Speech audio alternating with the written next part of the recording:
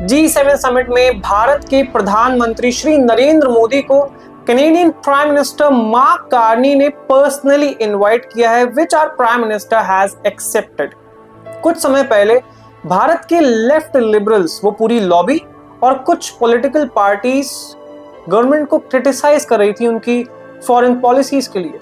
ये एक diplomacy failure है। भारत ने जो इतने सालों विदेश यात्रा की, विदेश दौरे किए, सब कुछ मिट्टी में मिल गया, सारे रिलेशंस खराब हो गए कनाडा के साथ, वेस्ट के साथ। अब जवाब मिल गया। They portrayed it as a diplomatic snub. Bharat के बिना G7 समिट हो ही नहीं सकती। India is the 4th largest economy in the world. Bharat की जीडीपी $4.19 ट्रिलियन है। भारत में सबसे बड़ा कंज्यूमर मार्केट है। भारत में सबसे ज्यादा पोटेंशियल है। Bharat is the future. India will be the most industrialised country in the upcoming future. अभी कुछ दिनों पहले डसॉल्ट ने टाटा के साथ टाइप में पुणे में राफेल की बॉडी की मैन्युफैक्चरिंग यूनिट डाली। और भारत में बहुत से प्रोजेक्ट्स ऐसे आ रहे हैं। यू कांट एलिमिनेट और exclude India from G7 summit.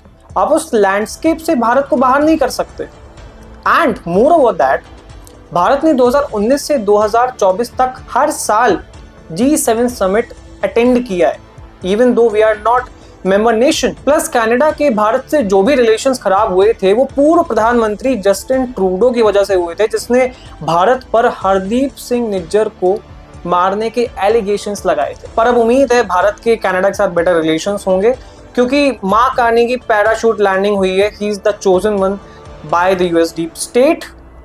So we will have better relations with Canada in the upcoming future. Canada cannot survive without India's support. Moreover that, एक funnier angle भी जुड़ा हुआ है इससे।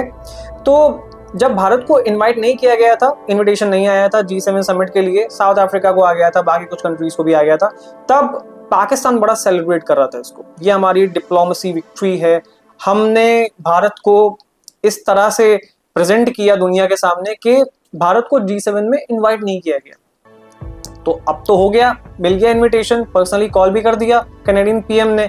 तो भाई पाकिस्तानियों से बस एक ही दरख्वास्त है कि अपने लोन पर ध्यान दो, अपने डेट पे ध्यान दो। अभी जो $3.4 बिलियन का कर्जा लिया है तुमने फिर से चाइना से, J-35, AWACS, HQ-19 जो चाइना से भीख में लिया है उस पैसे से, तो उसको चुकाने के बारे में दिमाग लगाओ। कैसे चुकाएंगे अब, है ना? तो उस पर दिमाग लगाओ। अगर थोड़ा सा बचा हो, और एक काम और करो, जो डेलीगेशन भेज रहे हो कुछ कंट्रीज में, पूरी दुनिया में भेजो और सबके आगे भीख का कटोरा आगे फैलाओ। 2 मिनट ऑपरेशन सिंदूर की बात, कैसे भारत ने हमको पीटा है, मारा है, नस्तो नाबूद कर दिया है, और बाकी के जितना भी टाइम है कटोरा आगे करो, भीख मांगो। क्योंकि वैसे ही तुम्हारी सरकार चलती है, वैसे ही देश चलता है, और शायद कुछ छींटे बरस जाएं तो जो उधार का पैसा है वो चुकाने में भी आसानी होगी। अभी IMF से तो मिल ही रहा है, ग्रांट भी मिलेगी, तो उसी से अभी चल पाएगा। तो यही है आज का सार।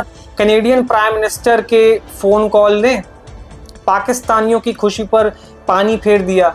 भारत के जो लेफ्ट लिबरल्स थे, कुछ पार्टीज थी, उनकी भी खुशी पर, उनके नैरेटिव्स पर, प्रोपेगेंडा पर पानी फिर गया। अब फिर से इनको कुछ नया मनगढ़ंत कहानी बनानी पड़ेगी, फैब्रिकेट करनी पड़ेगी, ताकि भारत को और नीचे स्तर पर दिखा सकें वर्ल्ड स्टेज में। यही काम है इनका। 2 कौड़ी के लोग हैं, यही करते हैं, इसी से इनका घर चलता है। But we are looking forward to PM Modi in Canada.